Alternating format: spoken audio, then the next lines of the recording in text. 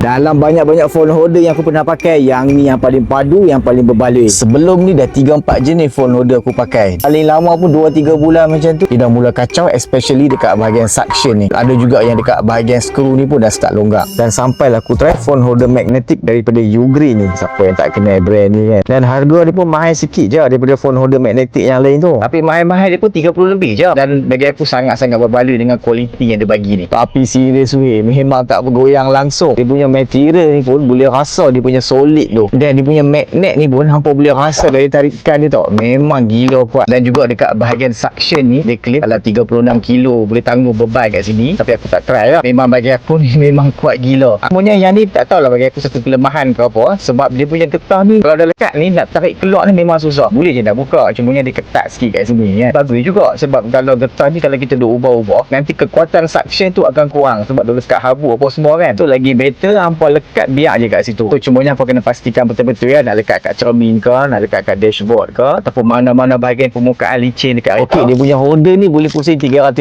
darjah. So aku lekat kat sini, so aku boleh adjust lah dekat angle mana yang aku nak. So kalau phone Android yang tak ada MagSafe tu kan, so tak perlu risau sebab dia bagi juga magnetic ring ni. Dan bukan satu tau, 2 magnetic ring. So kalau hampa nak rasa dia punya premium quality, hampa boleh grab dekat link yang aku dah sediakan dekat bawah tu.